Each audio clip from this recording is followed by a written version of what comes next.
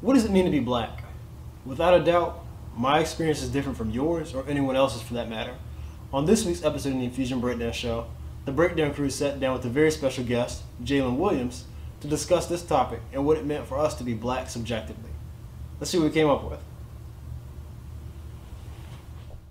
Before we get started on today's episode, I'd like to introduce to you a brand new segment we'll be incorporating into the Infusion Breakdown Show podcast, our Black-Owned Business of the Week, where we'll be showcasing quality Black-owned businesses for you to support. This week's Black-Owned Business of the Week is the Happy Cafe located in Virginia Beach, where they have excellent food regardless of the time of day, from delicious ham, egg, and cheese croissants for breakfast to amazing crab cakes you can get after 4 p.m. They even have vegan options. I personally recommend the acai bowl, however you want to pronounce it, but be sure to check them out if you haven't already. What's up, everybody? Welcome back to the Infusion Breakdown Show. As always, it's your boy Joshua Freeman. We have Desmond Tillman. We have Brian Carey. We also have special guest, Mr. Jalen Williams. How's everybody doing? Everybody good? Yes, sir. Glad to have Jalen here with us. You can introduce Jalen a little bit more, a little background. Sure. So Jalen is a friend of mine from ODU. We were co-RAs. We worked on the same staff in the village, and he's very outspoken when it comes to politics, and he's pursuing that career path. And hopefully, we'll be checking his name on a ballot sometime in the near future. Nice. Appreciate it. Welcome. But the question we have for today: what does it mean to be black? Side question: what does it mean to be black in America? What do you guys think? We do offer the guest, if they want to go first, it's up to you. You don't have to. What does it mean? No, I'm willing to listen first. I'll let you guys go. I'll do the closing remarks on the topic. What does it mean to be just black? Being black means just being proud and strong, just being just black. It just means being proud and strong because you're part of a race that's faced oppression throughout their whole existence, whether it's slavery, Jim Crow, police brutality, and they're still found the way to survive. Not only survive, but thrive also. Like, I think that's crazy. And we're automatically mentally strong. I just feel that we have to realize that throughout our life. Like, what single mothers still manage to accomplish, even without financial support from their partner. Like, they're still getting degrees, they're getting PhDs, even while holding 2 jobs. Like, that shit is amazing. Like, you ever just think about that shit? Like, that shit is wild. Like, just what they can accomplish. And it might sometimes negatively affect the kid because of that lack of attention, and we talked about this on the last episode. But some of those kids actually get inspired because of that, and they like, oh, okay, I want to be like that, and actually ends up coming from it. Not all the time though. But like I said, but like I said in the last episode also, like, being black is hard, and especially under the circumstances that we're given. So that's what it is to mean just being black. As far as being black in America, it just means having only like half the rights as white people have. That's basically what it is. Like, I tried to say this on another episode, but this is why I feel police can't be fully trusted in the capitalistic system. Like, I also said that capitalism has to have underprivileged people in order for it to thrive. And I feel that black people will always be chosen as the underprivileged people. You know what I mean? So. And I feel trust has to be earned in every situation. Like, and police has these tactics that doesn't actually help the situation at all. Like, they play the good cop, bad cop shit, or they'll lie and say someone saw you do it, even if you didn't actually do it. And plus, they'll say something like, you can get arrested for cursing in public. Like, you mean free speech? Like, what do you mean exactly? Like, arrested in public? And it tells me that it really tells me that they really entered the room already thinking that you're a criminal in the first place, and that's not really a good thing for police to do in society. Like, the tactics wouldn't be as bad if the country didn't have a long history of inequality, but since the perception of black people we've always been dangerous, then it's going to turn out not good at all. So, like, if you really think about it, the thug cop that was emotionally disturbed and killed Philando Castille, he put him and his girlfriend over because he said that they looked like robbery suspects, looked like they was involved in a robbery. Like what the fuck? What the fuck does that mean exactly? Look like they was involved in a robbery. So yeah, and the thug cop that actually pulled over and arrested Sandra Bland was basically performing a stop and frisk technique, stop and frisk procedure, basically, and he had records of doing that throughout history, doing it a lot, basically. So that's why I say being black in America is basically just having only half the rights a white person has. But there's still white people that feel that way too. That's not just law enforcement. There's white people that still feel that way too. Like a white guy called the cops on John Crawford III in Walmart after he said that he pointed a gun and was holding it at people. First, the camera said he was never doing that. The second, the guy even admitted, he was like, oh yeah, he wasn't actually doing that in the first place. The cops ended up showing up and shooting him. It was actually a BB, like a fake pellet BB gun. He told them it was fake too, didn't he? Yeah, he was like, it's not real. And that was his last words, basically. Now, what were the consequences to the person who called? I imagine there weren't any with that. The last thing I saw was there may be charges filed against him, but I don't know. So nothing definitive. Yeah, nothing definitive. Yeah. So that's why I really say, yeah, being black in America is just having half the rights that white people have. Yeah. What you were saying really, I agree with a lot of it, most of it, all of it, really. What you were saying about the resilience of the black people. So it's something interestingly unique to us, I feel, is that we are one of the groups of people who face the most adversity throughout history. But in spite of that, we still find ways to be innovators and creators and drive and shift culture. And if you really think about it, a lot of American culture is black culture. So like if you just look at music, for example, something that is like one of the few domains that that we actually do receive credit from, which is still not entirely enough.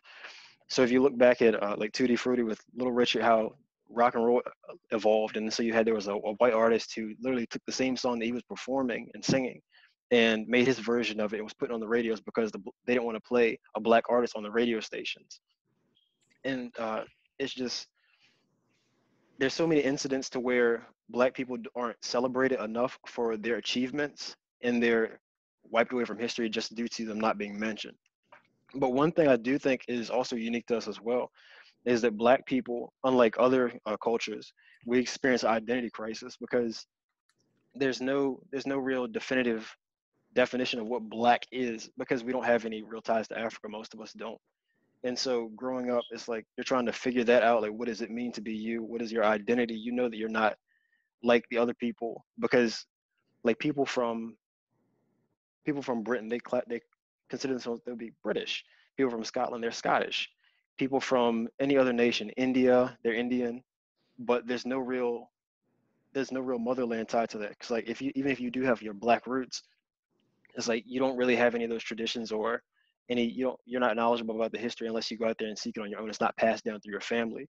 So I think it's a weird juxtaposition between being great and then also there's a lot that you don't know. And I think that's what a lot of what we're struggling with today, like inside of us. Sure. So there's 3 kinds of racism that I've identified, and this is not from like a book or anything, but this is like overt racism, where you have overt oppressive racism, where you have people being victimized by police brutality, but then you have also inconsequential racism, to where some 80-year-old old person, a white person, she doesn't like black people or something like that, and just making comments amongst herself and the family. Then you also have, I think the most dangerous is actually internalized racism. And there's actually origin from this from a letter that was read by Willie Lynch in 1712 in the James River, Virginia colony, so in our home state. And so an excerpt from that Willie Lynch letter, I have outlined a number of differences among the slaves, and I take these differences and make them bigger. I use fear, distrust, and envy for control purposes. And so in that letter, he outlined ways that he quoted would be able to help control the slaves for at least 300 years. And there were instructions on how to create dissension between the slaves on the basis of their gender, color, like skin color, size, the plantation that they were on, just all different ways to create dissension amongst us. And so like, even if you see us today, we'll hate on each other. And then we'll tend to hone in on differences and have an air of superiority about ourselves because we have more education than someone else, or that we're from a different area. and just find ways in order to drive wedges between us as opposed to bringing ourselves together. You think internal racism is No, I'm saying that the implementation of that, oh, okay. Gotcha. like the idea that was implemented, because that's what systematic racism is based off of. Okay. And then it trickles down from a systematic level to the group level and then to the individual level. Okay. Des, you want to say something? Yeah, I'll go into a little bit of a dialogue about it. So for me to be Black in America's, and to just be Black in general, is kind of to be misunderstood. You know, you're perceived as this adorable, beautiful child from birth up until, 12, 13, 14, 15. And then you become sort of a threat. You don't even realize that you are a threat, but yet the people who are amongst you, older than you, your superiors, they view you as a threat. And you never really know why you're a threat. You kind of don't have the intellect to figure out why these people look at you that way. And that kind of goes into a broken native theory, to where we never really know and understand our true heritage. We know we come from Africa, but that's as deep as people are willing to dive into us and our heritage. And reason why I say that is because a lot of Black men, unless they go into their own, self-inquiry about whom they are, or whether it's passed down by their parents from generation to generation, they don't really learn much about true Black culture, not Black pop culture, but true Black culture, until they get into college. And I've taken, quite a few classes on just, African politics in general.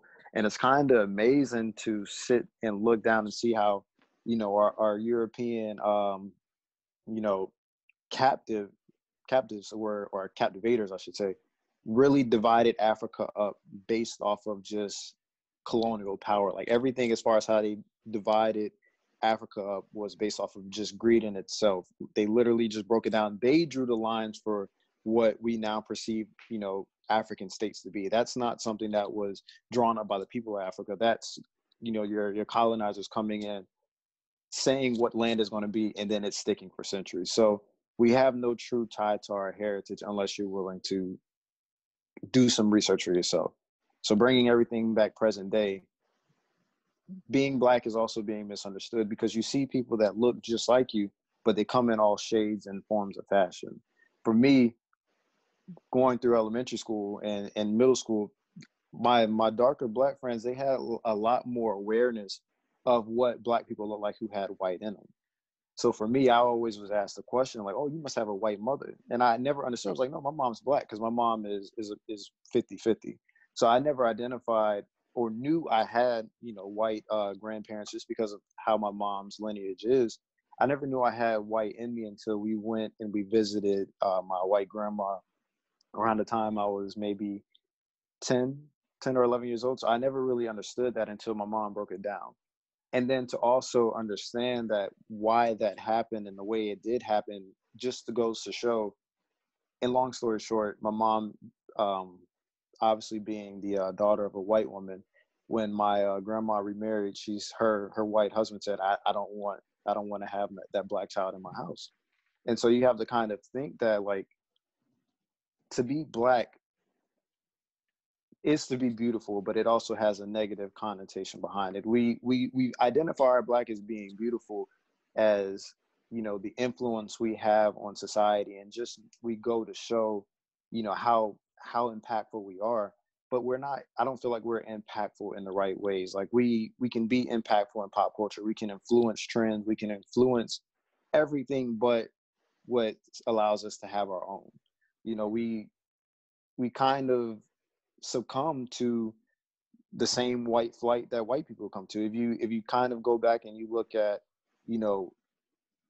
what your New York projects are, like, those used to be homes for immigrants and white people. And as Black people begin to move into the inner city, white people move, into the outskirts, into the suburbs. So we take that same philosophy and then we indoctrinate it, and you think, okay, I got to get out. Like there's there's never really a true form of unity until something happens. You know, we kind of go about our everyday to day continuously integrating into a society that's not really ready to fully integrate us. Like you kind of get that fake love, that fake warm welcome. Like, yes, we're happy to have you here, but at the same time, it's not truly there. It's just conforming to what societal norms are.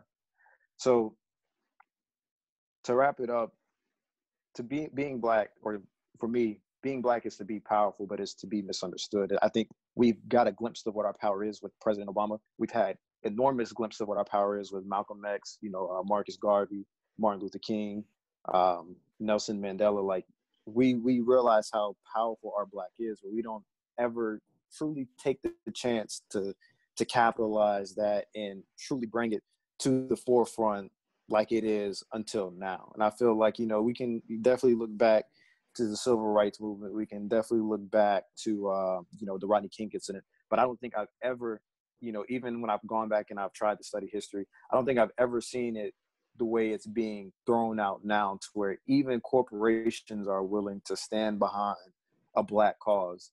And I hope that what we all take from this is just, it's time to destroy and rebuild what we deem to be normal, because what we deem to be normal is often manufactured to where somebody can control it. I mean, if you look at kind of like how the music culture is to begin with, there's typically a white leaderhead at the top that is approving and denying what can't happen. It's never truly genuine. Like, yeah, you can have your flossy diamonds. Yeah, you can have, this, that, and the third. Keep rapping about your money and your hoes. But the second we get that impactful Black music, like your J. Cole's and your Kendrick Lamar's, like, yeah, they welcome that, but it's not pushed the same way as your music that can produce money, like your club bangers and things like that. So, wrapping it up, I think I've touched on everything as far as, I'm not even gonna say I don't touch on everything. I've scratched the surface on what I perceive Black to be. I'll definitely have more to say as we get into what it means to be Black in America. All right, well, I guess I'm up. I think that was really good one. I like what you said, where it's being Black is to be misunderstood, is to be, I think, taken for granted. If I just sum it up into one word, I would say being Black is being mysterious, in a sense, where I feel like it can sometimes be a journey and feel like a lone journey. Being Black is to be a representative. You walk into a room as the only Black person. A lot of people think you represent all Black people. It's to be an advocate. It's to be a statistic, depending on where you are. It's to be a minority, to be marginalized, to be, again, misunderstood, to be misinterpreted. And I think Brian touched on it as well, is sometimes to look at yourself and wonder, like, the negative impacts and question who you are as being Black. I think, in addition to things little as like being half, being mixed. Me myself, my mother is Puerto Rican, my father is Black, but I'm not always viewed as that. And a lot of times, just viewed as being Black, and it's all encompassing, I guess you can say. For me personally, I've had the opportunity to do amazing things, travel the world. In high school, I lived in Japan. My father's in the military, so I've traveled a lot. Middle school, I lived in the UK. Just last semester, before the Corona thing broke out in the fall semester, I had the opportunity to intern in the U.S. Embassy in London. So I was over there for about 3 months. And that taught me that being Black is universal as well. The experiences that Black people face in America aren't just an American Black experience. It's not just being unattached to Africa and not knowing where to call home, where does your heritage actually originate. I mean, it's a universal feeling. I've spoken to many Black people in the UK that feel the exact same way, that it's not just racism, it's classism as well. It's being categorized as unfit to be superior or intellectual or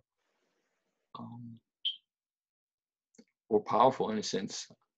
I think sometimes being Black can feel powerless, but I think that's in a mirage, and I think it's actually powerful. I think it's being Black is strength in numbers, more than anything. I think being Black is being held accountable in a sense. It's being held accountable in the sense of elevation. So I think compare yourself to a white individual or Caucasian, excuse me, that's in a position of power. Caucasians never look at another Caucasian in a position of power and think, you need to leave that door open and pull us up, you know? Help us get there as well, leave it open for others to follow, pave the ground, and make it footsteps for others to be able to eventually maybe follow your footsteps. That's not a Caucasian thing, but to be Black, that is a thing. That's serious, you know? That's representation. We take that huge. I'm not gonna ramble about this all day, but to keep it short, I think that's partially what it is to be Black. And then to the smaller question in hand, what is it to be Black in America? I think a lot of times it's the same to be Black in any other country. I honestly don't think there's a huge difference. And maybe that's me being fortunate that I've traveled and been to other countries and spoken to people that are Black and facing the same thing. Here was like a short, small story to add on. I hope I don't take up too much time doing it. But I remember last semester being in the UK, went to like a grocery store. And I used to go to the grocery store often. So there's this Black dude that recognized me. He used to call me New Jersey because that's where I'm originally from. And he wanted to speak to me about, there was an incident that happened in Jersey. I'm not sure if you guys see it, but they categorized it as a hate crime. It was like in December or November where it was 2 Black Israelites had targeted some people of the Jewish community. I think it was maybe like a grocery store or bodega or something like that, but it was huge though. It was like, it made like CNN, it was national news for maybe 2-3 days.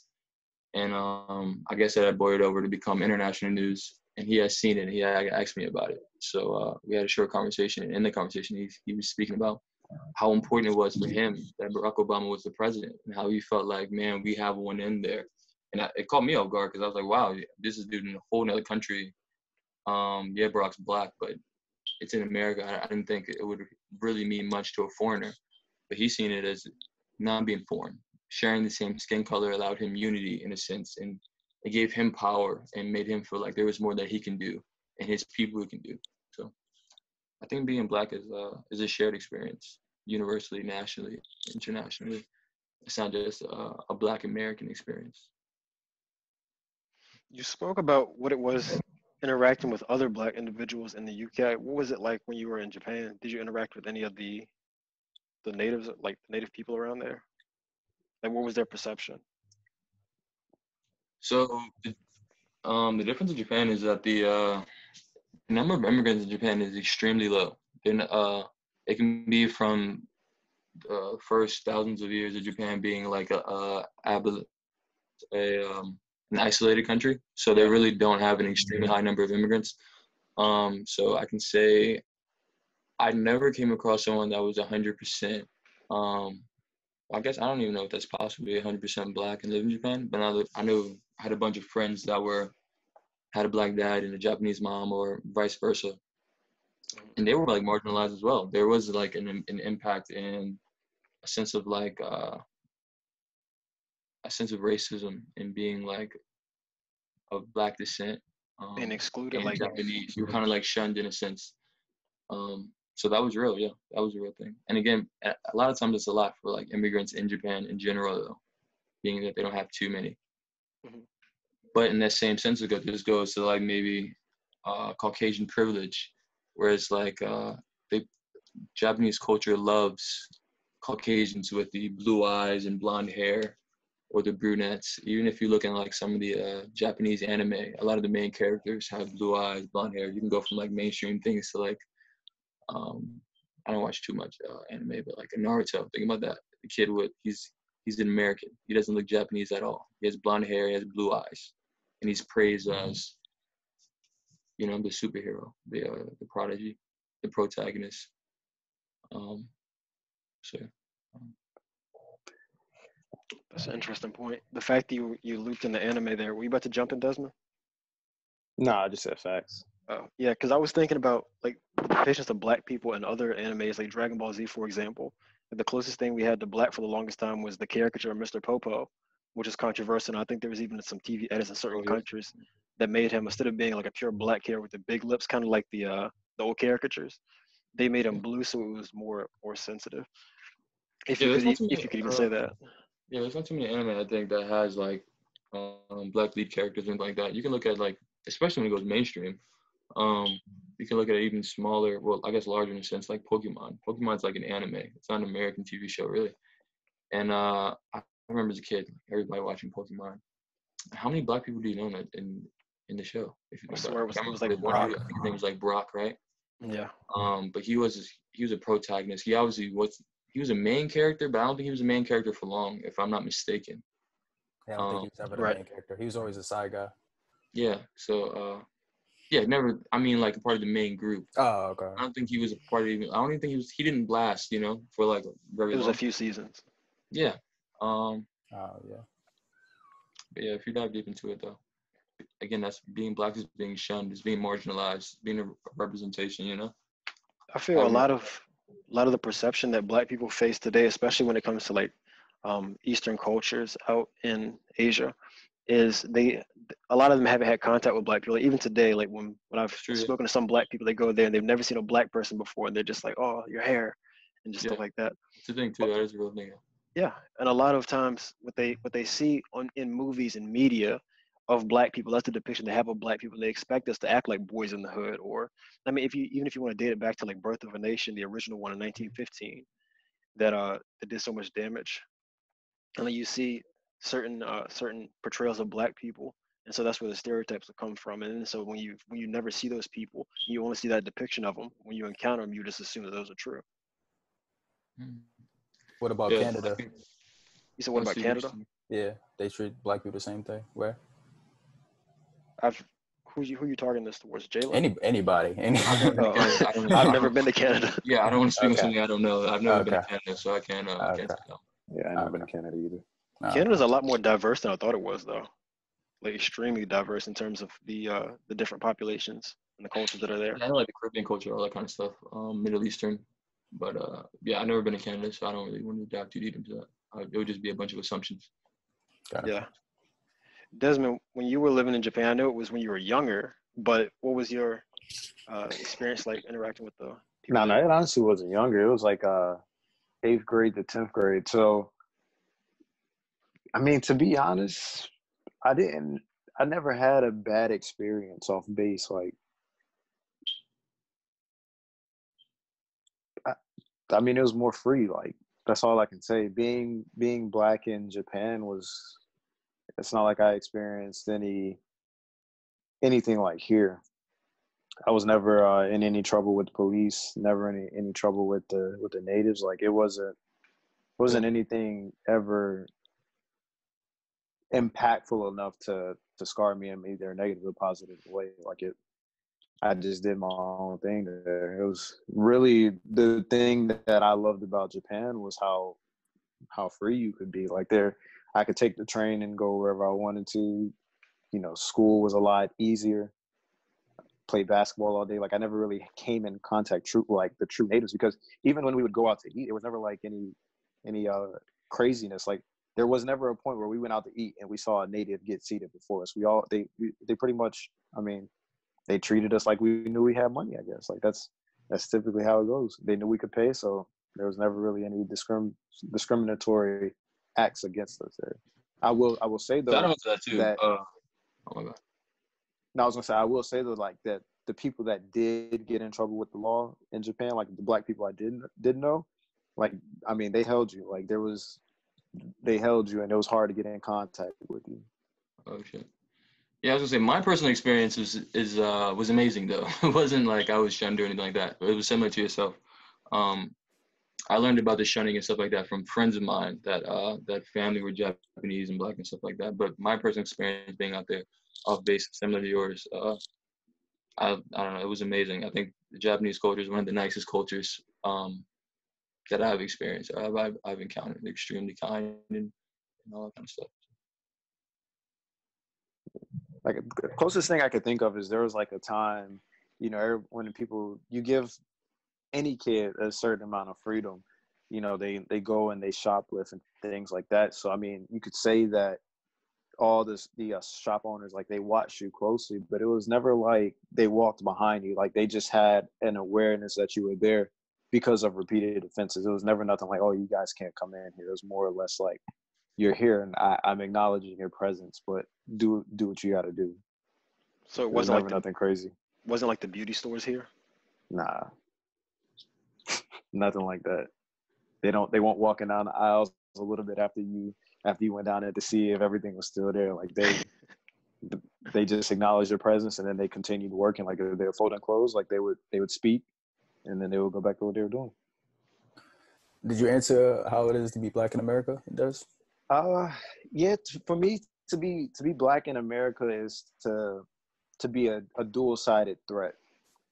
And reason why I say this, I say dual-sided, because I do believe that Black people can achieve an enormous amount of success. Of course, odds are always going to be stacked against us. It always boils down to, you know, how you play your cards and not overplaying your hand. But to speak on the first side of the dual side threat, I would say towards our own community, I think we subscribe to a lot of the same negatives that white people subscribe to us. I mean, we will be honest. And I actually talked to my dad about this earlier in the week or last week when the George Floyd incident happened. I told him, I was like, this issue with being Black in America is really a socioeconomic issue. And at first he didn't kind of understand it, but as I broke it down more, I said, one thing you have to realize is that, and I've spoken on this before as well, with white flight, other Black people look at that and they subscribe to that way of thinking.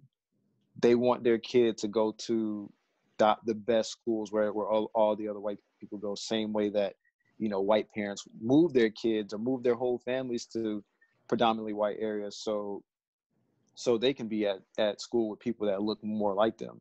And my example of this will be is that, you know, where I live at in Virginia, or in Chesapeake, Virginia, I live 7 minutes away from the hood, and then I live 7 minutes away on the other side from, you know, your $800,000, $900,000 houses. So there were a lot of people in my neighborhood that when we got into middle school, a lot of their families were packing up and moving to our area called Hickory, where a lot of your 7-figure, 8-figure households were. And then main reason why they're doing this is because we have a middle school called Hugo Owens. If you're familiar with Hugo Owens, we share the middle school with Camelot, and Camelot falls, you know, pretty close to the Chesapeake Portsmouth border, to where you have some disenfranchised Black neighborhoods. And I mean, let's be honest, where I grew up, we were predominantly middle class. Like, a lot of our parents are well off. So a lot of people looked at this and said, I don't want my kids going to school with these other kids. It's time to move them. I say it's a socioeconomic issue, and that Black people follow this same train of thought is because my parents did something similar. Our school had such a negative thought to where, like, how women were dressing and like wearing booty shorts and things like that. And then, you know, your Black brother sagging. Like, my parents didn't want us seeing that. So they moved us into private school. Now, our private school, it was ran by a church. It was ran by a Black church, but it was also just kind of seeing, like, how sometimes we're so scared of ourselves that we don't ever take the time to truly understand, because neither one of my parents, you know, come from affluent backgrounds. Like, my parents come from the same type of background that the other kids from Camelot come from. So tying all this in, we never truly see Black people really make it and then give back to their community. Like, you see Black people make it, and it's like, okay, and I got to set my family. Like, it really just becomes like a family-centered, and as it should, it definitely should be family-centered, but there's ever no true desire to be a mentor to underprivileged Black kids who, I mean, let's face it, like, they don't have too many opportunities. And if they waste that opportunity, that might be the last opportunity they get. On the other side of the sword is, you know, your Black people that are forced to act a certain way around white people to maintain, you know, certain lavishes. Like, You know, you want to have a good paying job, but you know you can't go into work, you know, yelling nigga around. You know you can't go into work, you know, having conversations like you would have with your brothers. Like you are really you're suppressed to a point to where you can't be your authentic self. You kind of have to put on this facade like you're this well put together, you know, white person. And I think the negative behind that is that when you kind of get that compliment of you being articulate and, you know, on top of your shit, like that's to say that that's not a typical trait of Black people.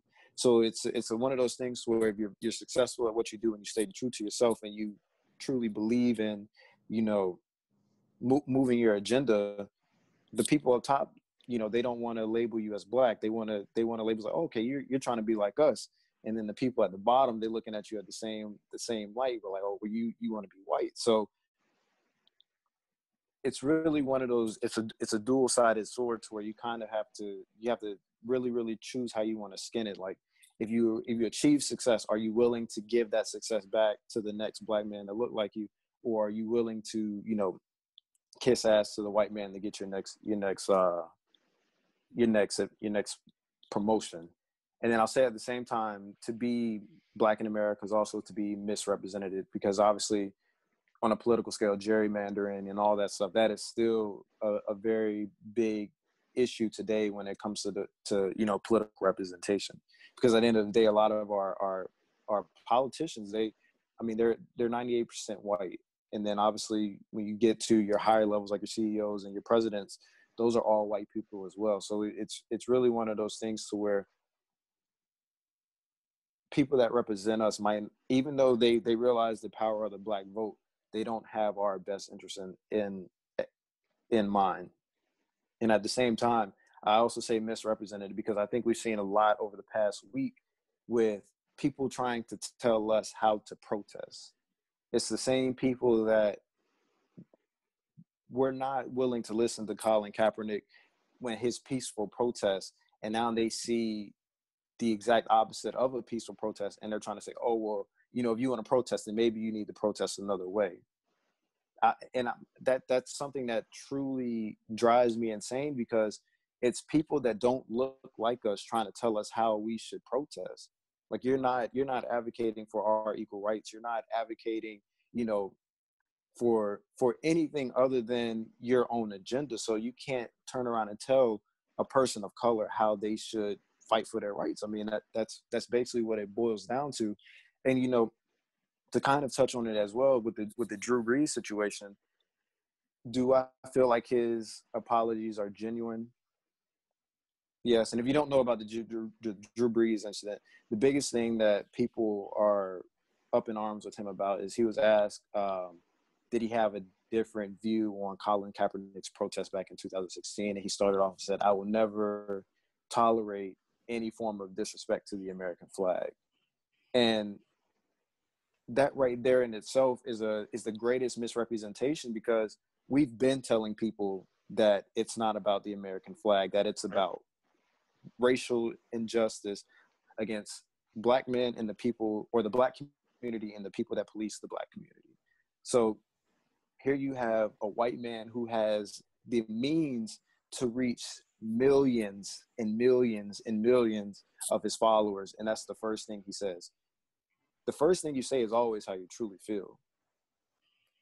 But now, and we kind of saw this in the same sense in how Michael Jordan responded to Isaiah Thomas in The Last Dance. Once the public gets a hold of you and they truly tell you how they feel about your comments, then you see the backtracking and like, okay, after sitting down with the same Black people that you've been sitting in them locker rooms with for the past 3 years, now I get it. And it's like, when we get the opportunity for people the people of power to speak for us, they always drop the ball. So that's why I feel like to be Black in America is to be misrepresented, because one, people always try to tell us how we should handle our shit. And then two, when we do get the people that have the ability to speak for us, they dig us in an even deeper hole. And that's not to, you know, throw any shade at Black Lives Matter or anything like that, because they're doing an excellent job of conveying their message. So, you know, do we really need Drew Brees to say, like, to no, we don't. But the fact that because you say how much he represents. He's in Louisiana with exactly.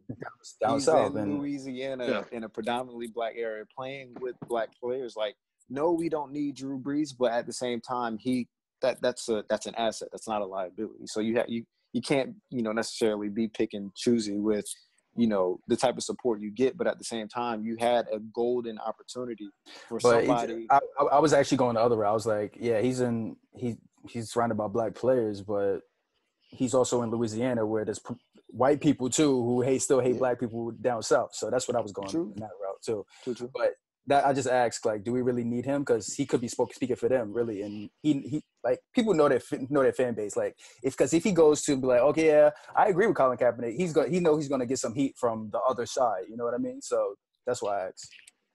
I think we do. I think we need people in positions of power to be able to speak on our behalf. I think that's how we actually get that's how we get major and strong movement in the cause. I think it's easy to remain silent, and we've already seen, I don't know how many posts saying remaining silent is siding on the side of the oppressor. And I think it was good. I think it was good he said what he was thinking, I want to know somebody's true colors. I don't want somebody to just tell me what I want to hear. I want to hear what you really want to think. And I think it was good that, I don't want to say he was made an example out of, for lack of better words, but I think people were able to not just combat that with like how disturbing it is to hear him say it, but to actually maybe throw education pieces in there and be like, this is why what you said should not be used as a counter argument to kneeling or Black Lives Matter or evading the real subject at hand. Now, in terms of his apology, do I 100% buy into it? I don't. But again, actions are always going to speak louder than words, and I think he mentioned that as well. So maybe in the coming months or in the coming weeks or maybe even years, we'll see a turn of events that make us say, you know what, maybe that apology really was genuine. Maybe I could see him funding these events. I see him going and participating in these functions. That has me thinking maybe he understands the plight that African Americans go through. But until then, it didn't take him a video though. It didn't take him a video of an officer kneeling on someone's neck. It took him his players coming to him. Yeah, I don't buy into that. Yeah, that's I'm like, what? No, I don't buy into it. And then the next day, and it was crazy, so crazy to me because like the next day you see trending like, okay, we understand. Okay, Drew understands when he like attacks the president, and he's like, he can't do this evading the topic at hand by using the flag. Like, you're right. Though you're true, I feel the attack on the president was just like super random, and it's almost like, man, everybody hates me. Who do they hate more than me? Oh, the president. So if I go for that guy, you know what? Maybe they'll understand. They'll like me. Again, yeah, exactly. And again, maybe he really did understand now. Maybe his teammates and the public really got to him, and he was like, you know what? Maybe they're just not attacking me. Maybe there's something that I said wrong, and maybe he understands that. But I'm not gonna. Though I understand your apology, I will not fully be able to accept it until I actually see real action behind it. And until that's done, then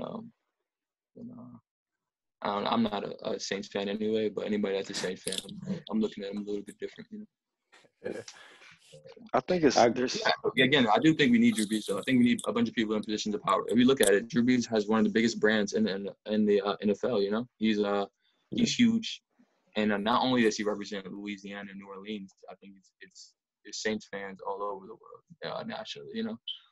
I think we do need that, and that the more people that speak up, that you would suspect that it has a brand that would not side with them. I think that's the more respect, that's the more sacrifice, and that's the more I think they understand how big the cause is, Like you said, Drew Brees, he plays football, and a lot of people in Louisiana aren't for the cause, A lot of people are like, no, we don't understand, and we're not with the whole kneeling or Black Lives Matter thing. And I think by him, if he would have said, I do understand, though I could never fully understand, I do side on the right to kneel and protest and all that kind of stuff. I think that would have been huge. We would have been able to see he was willing to make a sacrifice in how big maybe his brand is or his followers or the impact and the heat that he was going to get from some of his core fan base to speak for what is actually right.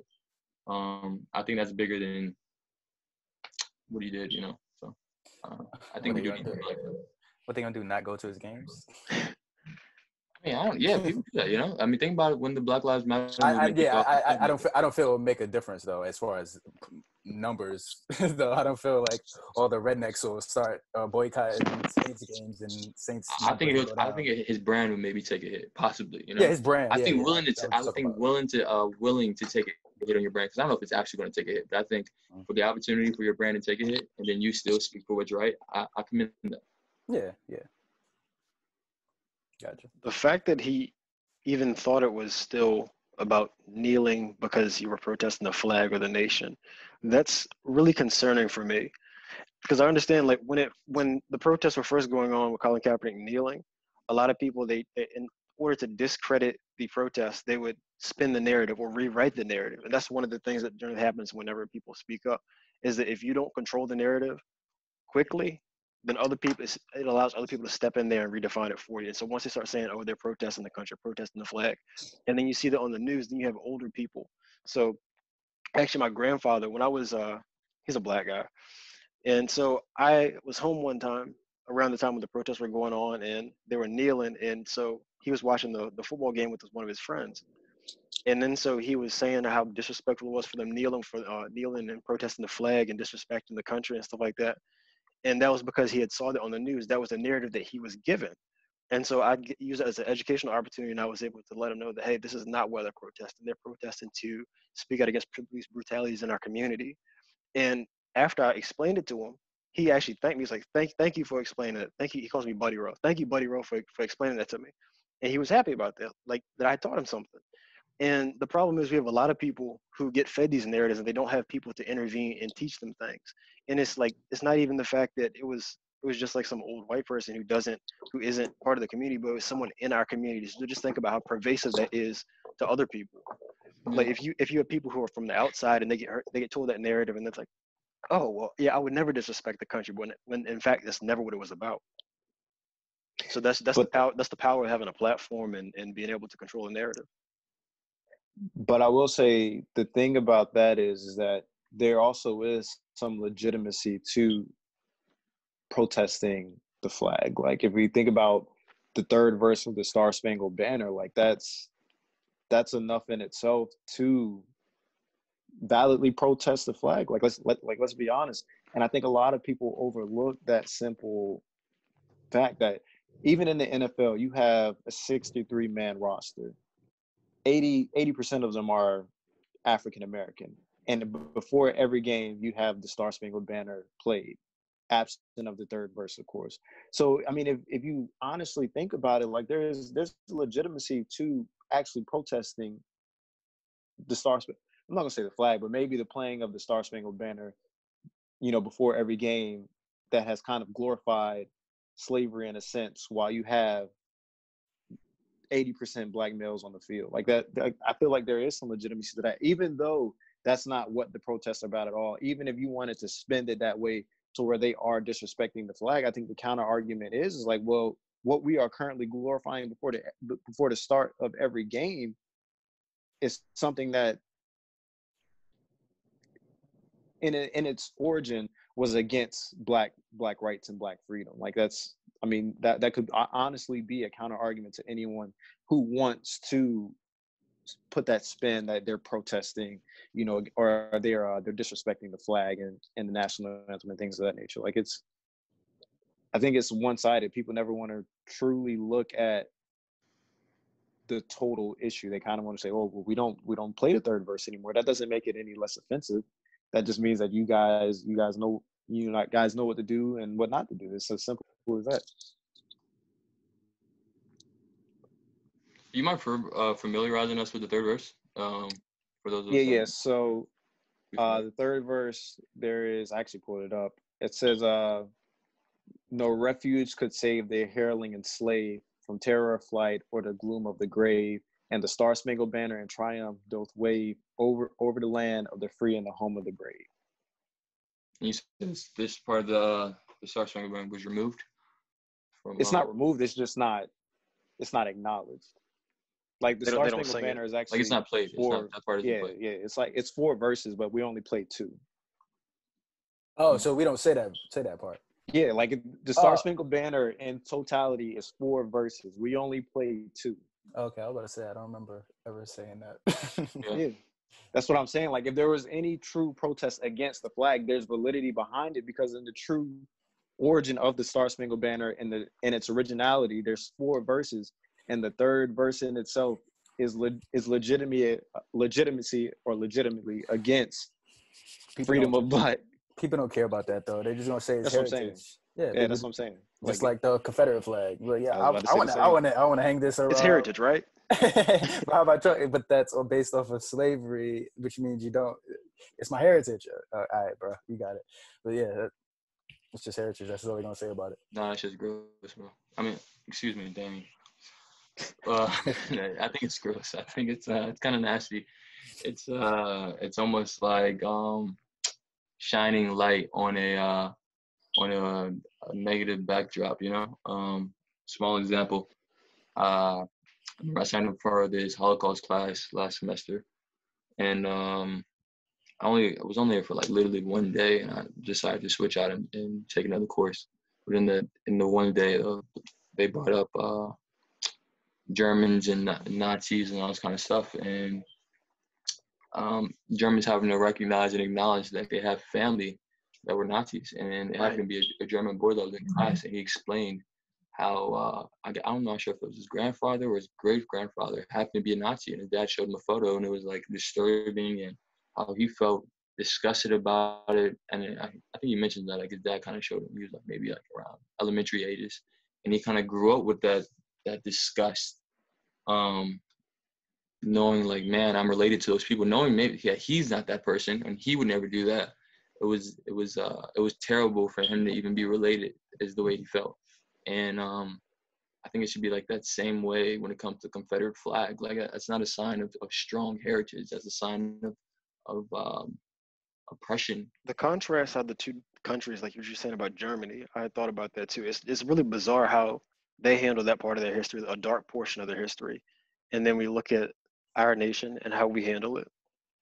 It's like what you were saying. Germany, they're ashamed of. I don't even think they really mention it. It's I know it's a part of like history and stuff like that in the courses that they take, but I think it goes back to like the way our government is structured from the Constitution and Bill of Rights and the freedom of speech. You know, that being the strongest thing. So people are allowed to be able to voice out their concerns and what they believe and their ideals without any without certain repercussions, and as should be. In Germany, it's a little bit different. I think if you like hang up a flag of the swastika, like you can go to jail, if I'm not mistaken, or there will be repercussions. You know, so that the salute, all that stuff. Like if you any of that stuff is punishable at all. Yeah, they don't take that time, sir. lightly whatsoever. I remember there was an incident like a few years ago where WWE was doing a tour in Germany, and so JBL, who was a heel, which is wrestling terminology for a bad guy, he had done the German salute over there, and they were going to lock his ass up. And they were able to resolve the situation, but he was saying that he was doing it to draw heat and get the crowd to hate him. But over there, like they perceive it totally different. Like that's of the utmost disrespect. Like, you just don't do that. That's crazy. Anything else you guys want to add, Desmond, Brian? One thing that I want to ask you guys is kind of like, where do you see the advancement of Black people going? Like, how do you guys envision that, where we're at present day, what you see happening? What are some changes or some alterations or some things you want to keep the same as far as like how you see Black power moving forward? If you don't mind, I'll start with that, if it's cool with you guys. So I want to touch on what you said earlier. That's a good question. And I think part of what you said earlier is the solution. And I kind of disagree with you in a sense. You mentioned how you think when African Americans, or I don't even want to say African Americans, I think, again, it's hard for us to find ties to African culture a lot of times. So when Black people get in these positions of power, you said you think it's a lot of them don't give back. Or I think you may have said like a majority or something like that. It seemed kind of extreme to me. Or No. That particular one. Well, I was referring to like when people like Black men who become like lawyers. I mean, obviously a lot of them, they do get back, they get into like Black caucuses and things like that, but I'm referring to like Black business owners, and I mean, even you can look at your artists and things like that. Like when Black people get into the limelight, very seldom do you see, and maybe it's just because of media, but you don't see them mentoring a community that they came from. You kind of see them leave that community, and then the community stays the same way that it was. That's what I kind of mean by that. Okay, I understand that one. I think that's a good one. So I think I agree with you that media plays a large point in that. I think you're not always going to see it, and I think that's what social media comes into, because you're not going to see that on your local TV. Or you may see it on your local TV news station, but you're not going to see it on like a national news station. So you're not going to see it on the Fox News, CNN, MSNBC, none of that kind of stuff. And I think when it comes back to giving to the neighborhood, it's hard in a sense for a lot of people, and the neighborhood remaining the same. I think a lot of neighborhoods that are underprivileged and low income, obviously I think wealth plays a major aspect of it, but I think mentality as well. I think I think a lot of it is psychology. It boils down to like a mind state, a mental mind state. So it's like, for example, I just seen a small clip on Instagram recently, and it was like somebody asked a question to Jay-Z, and they said, basically asking like, why did you never reinvest into like maybe Marcy Projects, where he's from? And it was coming, I think, from like a counselor or a therapist or something of that nature. And he was like, a lot of the people that I speak to are from these areas, and they're marginalized, and it's low income, and I think if you spend money buying homes there or refurbishing things, then it would be better. And basically he was saying like, I can buy the home, I can buy the block, I can fix it up, I can make it look nice, but it's a mind state, just because something looks nice. We have to preach ownership, we have to preach empowerment, and all of that comes through like education. Now, in terms of what's the solution, how do our people move forward? The way I would picture it, or the way I would hope it would be, is giving back in a sense of helping empower one another. So it goes back to my example of like going in, opening the doors, and then maybe either stretching your hand back and pulling someone up with you, or at least leaving it open and helping others come in. I think it's empowering our communities. I think we've seen it done before as well. In the Jewish community, for example, I mean, and that's in the last 100 years. We've seen them literally be slaughtered, similar to ourselves in our tradition and history. If you think about it, it's extremely similar that the Jewish community have been marginalized, similar to ourselves, and they found a way to gather and empower one another and become economically, I don't want to say prospering, because I can't speak for all Jewish people, but in terms of public perception, be doing very well. So I would hope eventually in 100 years from now, that's how we are, in a similar structure. I think it's going to be difficult. It's going to be hard. Every step is going to be hard, as it is now. I think a lot of us too have to have some type of accountability. I think it's easy to say, man, I hate racism. I hate systemic racism. I hate police brutality. But it's harder to open up your pocket and say, you know what, I'm going to donate $20 maybe to this cause. Or I'm going to go out there and I'm going to march, and every march that's in my city, or one or two, I'm going to build posters, I'm going to donate water, I'm going to sign these petitions. We have to, I think it starts with holding ourselves accountable as well. I think a lot of times it's easy to do a quick Twitter or Instagram post and be like, man, this stuff sucks. I stand with the Black community, Blackout Tuesday, I'm all a part of it. Or we are Black men, something like that. But I think we got to hold ourselves accountable, gather, and try to, I just went on a tangent, my bad. But, no, that was great. I'm in total agreement when it comes to the idea of us becoming insular. So if you look at other communities, so you cited the Jewish community, for example, and then you look at other ethnicities and groups, the Asian community, the Indian community, like the Eastern Indians, not Native American Indians, but the politicians, when it comes time to vote, on the campaign trails, they never really beg for those votes as much as they do the Black vote. And it's because I feel like from what I've observed is because no matter who's in office at the time, those communities are going to be okay. They're going to be fine because they become so insulated. They generate their own wealth. They bring it in, they build up, and they pass it down to the ones that are coming in their family. And they build it generationally. So they're able to sustain themselves, whereas our community, for example, we are struggling to get people to support Black businesses. And so over the course of the week, I did a lot of reflecting. So after the Blackout Tuesday, I was thinking, all right, this is just an image. It kind of caught me off guard because I had thought that Blackout Tuesday was gonna be like the next week or something like that. But then I was thinking, so what can I actually do? This actually an action outside of just posting this. And then it took me like I was thinking about this really hard for like a few days, and I came up with a few ideas. And so one thing is a new initiative I want to start here is just like Desmond does the album of the week, I want to do a Black owned business of the week. And so just encouraging that and then collaborating with those businesses because what I've come to find is like those are some of my favorite places. Like even with me, so I've changed up my lifestyle a little bit in the past few years. I do most of my own cooking and stuff like that. I don't go to fast food places, but if I do, it happens to be like places like the one that I'm doing this week. It's called Happy Cafe from Virginia Beach. It's a wonderful Black-owned business. They have great food, great prices, and everything. It's a real nice, chill place. Definitely recommend it. But just Spoiler alert. yeah, but yeah, I'm a real big advocate in going about building ourselves up the same way that these other groups have.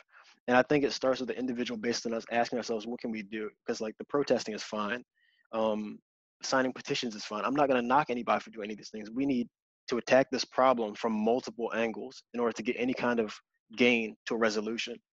And so on a personal level, I think it's like, I feel a sense of obligation to contribute to something bigger than myself.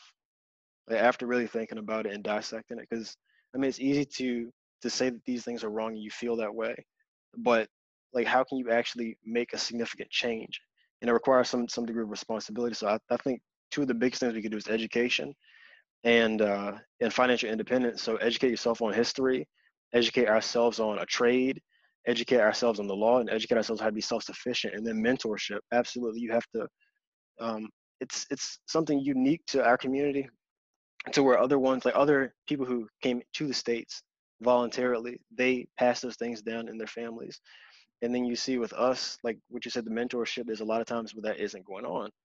And people, they'll like what Desmond was saying, they'll leave the area and then just forget all about it. And for one reason or another, I don't usually cite Boosie as an expert on anything, but there was an interview that I saw him do.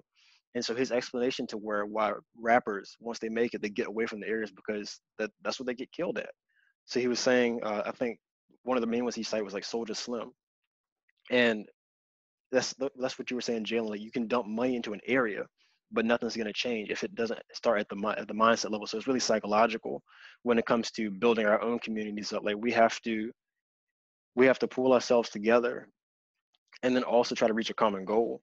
And it's something that's it's not gonna happen overnight, but we can do our part. So just looking at different organizations that you can contribute to and actually put boots to the ground and make a difference in some of the younger generation's lives. Because like maybe I really hope that once our children or adults, that they aren't still experiencing protesting and asking for basic rights and not to have their heart racing when they get stopped for a traffic violation, think that they might get killed for it.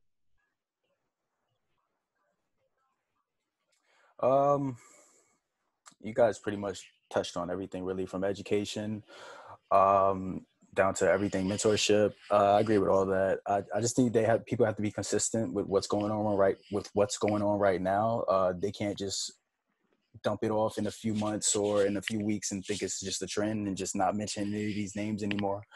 But other than that, yeah, I think it starts with the family. Just education starts with the family, making sure there's enough support, mentorship, whether financial support, mentorship, like you said, or just other means, just helping the child grow. And then it's just about supporting those Black businesses too. Just like, if you guys really want to boycott, like, leave the white businesses alone. Like there was I think a list. I was told this was a list of a whole bunch of restaurants that donated to Trump and everything like that. Like Wendy's, Chick-fil-A, all of these restaurants was on it and everything like that. So like just gravitate to Black businesses and start supporting them, and then you'll see the power really come in. And then once you see that, hopefully they will get a give back, like you guys want them to. But I do think it's not heavily publicized, like you guys said too. I do think they give back a fair amount, but I think the important part is really the mentorship, because it's really the mindset, like Jalen said, just making sure you change what they're doing now. Like, okay, you don't need to do this How about you gravitate to this? Okay, you don't need to spend all your money on this. Why don't you go focus on your education and then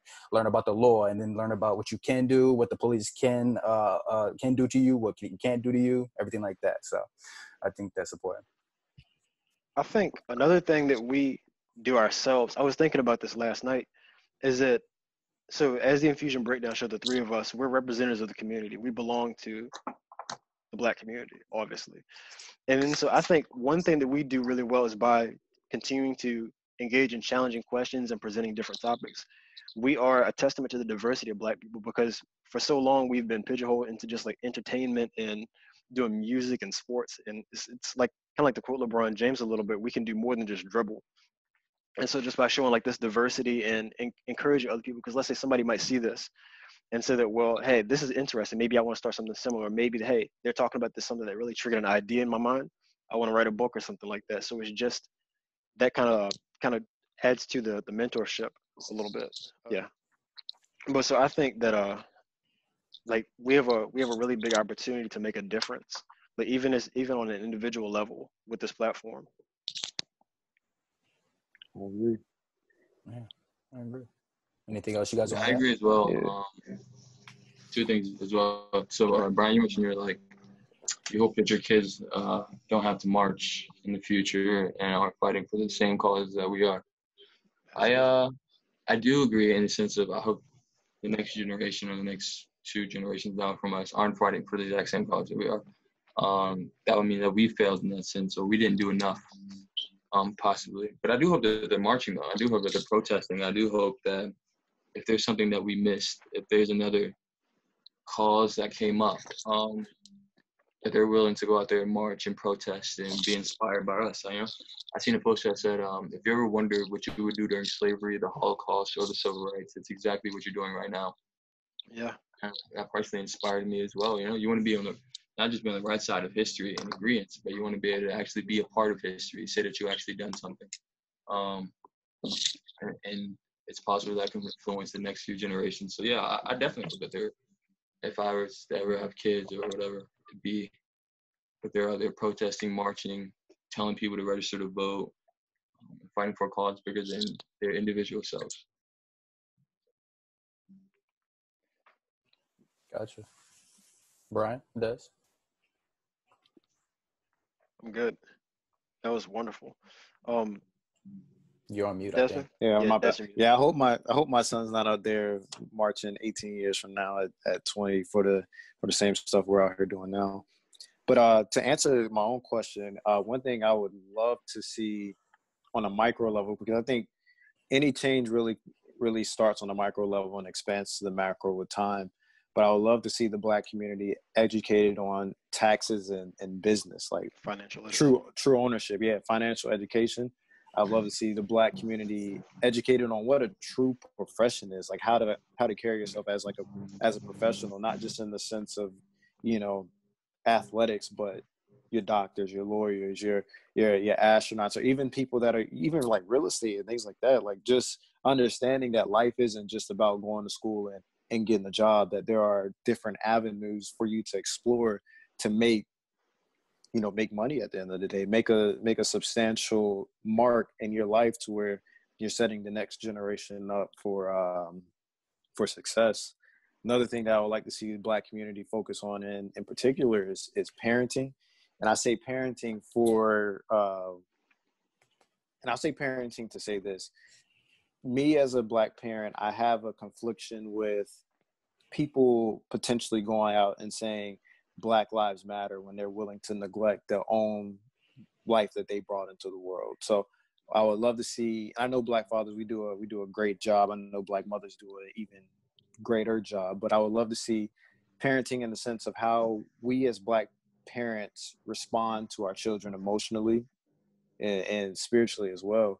I think we kind of break our kids down and not show them how to rebuild themselves. We kind of, we demean them, we break them down, we tell them what not to do, but we never truly show them what to do and how to, go through these trials and tribulations on your own. Like I feel like we kind of really handicap our children and then expect them to figure life out on their own instead of giving them the necessary tools to get to that next level independently and with some help at the same time, because we don't ever truly do everything on our own. And then next, I would love to see like a community cleanup, because I know a lot of our communities, we have recreation centers, but I would love to see maybe more Black-owned businesses in Black neighborhoods. I get that, you know, you feel that you might be a target, but at the same time, like when you have these Asians and Indians who are more than willing to set up shop in your neighborhood, and then take your money and then, you know, pump it into their own family and build their name up in their group, like that's Black money that could have stayed within, you know, the community itself instead of taking it out and then putting it somewhere else. And then the last thing that I really want to see more of is kind of like health. And I don't want exercising to be kind of looked at as like something that's a fad or something you do for sports. Like, you know, diet and exercise it's a key and integral part of life, because we talked about this numerous times. Gut health is a contributor to numerous things. You know, it could be whether it's your mental health or, you know, your spiritual well-being. Like all that stuff is tied in together. When you're doing more and you're educating them on, you know, diet and exercise, is not just for the sense of, you know, for sporting. Like I think you'll see a lot bigger and greater boost in morale with, you know, people that look like you. I want to add to that mental health too, because that's something that we talk about that a ton here. But like once again, that's a topic that a lot of people, particularly in our community, they leave out, because like you were talking about with your parents last week, is when they suggested therapy, you were like, I'm not going because, you know, I haven't seen you do it, or I'm not going to listen to somebody tell me about myself. And it's something that we should definitely make more normative for people to do, is to go seek therapy and make sure that your mental health is in check. At the same time, you're taking care of your body and everything else. Like take care of yourself, because you can't contribute, you can't help yourself, you can't help your family if you can't take care of yourself. Yeah, but I was going to say mental health, but I've kind of touched on the parenting aspect, because we kind of don't ever see our parents react to emotion. And I feel like with us not seeing, you know, the person that is the most influential to our life for our first, you know, decade and some change never act to emotion. We kind of like grow up thinking that we need to have our chest puffed out all the time. We need to be tense. You know, we don't ever need to show emotion, and it kind of just breaks you down mentally over time. So, you know, I of course the grand scheme is, you know, mental health just isn't depression and anxiety. It's your bipolar disorders and things of that nature. But at the same time, like, I think a lot of our core issues could be resolved with better parenting. I think it's For sure. it's something to be looked at. Okay, so I got a bit for that. So just to clarify too, we're talking about this is now getting to progression, like beyond police brutality or the current cause. Yeah. This is just, I'm guessing, Yeah. in a broader sense of like the Black community. I think it went full circle. I think so. You mentioned parenting, and you said a lot of times they tell you basically what not to do, but what you should do. So it's kind of like the advice that they give you, or the wisdom. It's like halfway skewed. Like they don't know the answer, but they're telling you it's not the answer in a sense. And I think it's one of those things where it's just like it's carried down, you know. Like I would make the argument that it's like it's if I tell you don't, if I know part of the answer, and then I give you part of the answer, and then you give the next person part of the answer, you know. I think it's like in the scenario that you're speaking of, I think the parents just don't have it all together. I think it's they're partially, I don't want to say broken or anything like that, but I think it's like it's one of the things where it's like, here's an analogy, hurt people. So it's like people that are hurt other people that are hurt, and just relate that to like parenting in a sense of like not knowing all the answers, not paying enough attention, then the kid does the exact same thing, and it carries on and carries on. So I think it's just, we got to take responsibility and ownership and trying to be better than the generation before us. And I think, Brian, you mentioned mental health.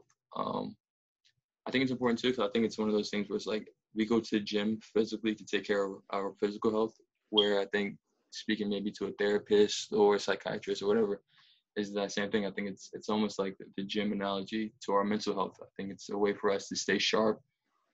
Sometimes saying things out loud makes more sense, like if you read a book, or no, if you write a paper and you're doing the editing, they recommend you do the editing out loud so you can actually hear yourself as you're saying these words. I think it's the same thing with therapy or speaking to a psychiatrist. You speak about your issues, and when you saying them out loud, sometimes it makes more sense than if you were just thinking about it. You get like a different perspective.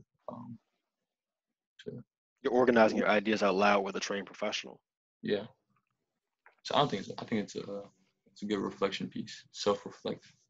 What you were saying about the passing down of knowledge, I think a lot of times what we encounter in our community is that at a certain point in our lives, no one knows better than us. And what I mean by that is certain things that your parents may not have experienced. So me, I'm a first generation college student. I mean, I couldn't really go to my parents for advice about college. I could talk to them about it, but in terms of like how to navigate the educational system and who to talk to for this and like what office to go to and all that, I had to put boots to the ground and actually figure that stuff out. And then I think that could have been alleviated by taking advantage of some of my resources around me, because I had friends who were second generation, third generation, like the family has always been to college. And Yeah, then so I did consult with some of their parents and ask them information. It's just like it's bigger than just us and our families. Like be open and willing to seek out help from those who are willing to help and not be prideful. yeah, for sure. I agree. I think I'm not sure if we like it comes to a certain age or point where it's like we always think we know what's right. I think we have to not blame the people before us for issues, for generational issues. Like I was speaking to someone personally, and they were blaming their mother for something that had happened, or like for not doing something earlier in life when I think it came like wealth or something. And it was like we have to think like an education piece, like if they didn't have it all together during their educational piece, well, you're lucky or you were resourceful to now be the generation that does know, so that the next generation to come after you, you make sure you pass on those resources and as much as you can, and then they add on to them. So like in your case with going to college, I would say me for a case scenario, my parents didn't go to a university, or they never got a bachelor's degree, anything like that. So I'm a first generation college student as well. And luckily, I guess in a sense, like I was never like upset when it came to not knowing things because my parents didn't know them. Like I had friends that were like, man, I wish my dad went to college. This would have been so much simpler, or he would understand, or something like that. I was never upset about it, but I always recognized that it's my responsibility now, since I have completed schooling, to go as far as I can, get as much resources as I can, and pass that on to the next generation. And I think that's when like generational wealth comes in as well. It's not just monetary, it's knowledge as well. Knowledge and resources are a huge, powerful piece that I think we take advantage of or take for granted. And it's ginormous. I think it's just as big as anything else. Gotcha. Brian, Des? Good. Okay. So we're going to wrap up the discussion if nobody else has anything else to add. You have an album of the week, Des? Yeah, it's not gonna be an album, but about 2 years ago, I created a playlist, and I kind of added stuff over time. It's called 6 p.m. on a Thursday. It's a playlist you cook to, clean to, vibe to, whatever. It's all old school. So I really haven't been listening. Like I said last week, I've been more in the books instead of actually listening to music throughout the day. So I created that playlist. You can play it 8 a.m. on a Saturday while you cleaning, or 6 p.m. on a Monday while you cooking dinner. But for me, it's 6 p.m. on a Thursday because that's what I was doing at the time. I was creating that playlist and I was cooking. So go check that out. Gotcha. And what's your Apple Music name? What's your Apple Music name? I don't even know, bro. I think it's either Dopest Des, or it might be my name, just Desmond Tillman. I'll let you know. Okay. You're supposed to have that out right there. It's Dopest Des, though. See, you knew. Yeah, you're supposed to tell the audience. God damn. Hey, check me out on Apple Music, Dopest Des. But I want to thank Jalen for coming on the show. Great discussion. Please come back whenever you can, okay? Thanks for having me. Good conversation. Yeah, thanks for joining us, Jalen. No problem. Absolutely. We will see you guys next week. Peace. Hey guys, thank you for tuning into the discussion. If you guys want to see more content, we also had the Feel the Love series with Brian Carey as he breaks down the methods of plant growth. Joshua versus the movies, where I go against all your favorite movies, and Joshua versus the music, where I go against all your favorite music videos. So don't forget to check out the content, and I'm going to see you guys in the next discussion.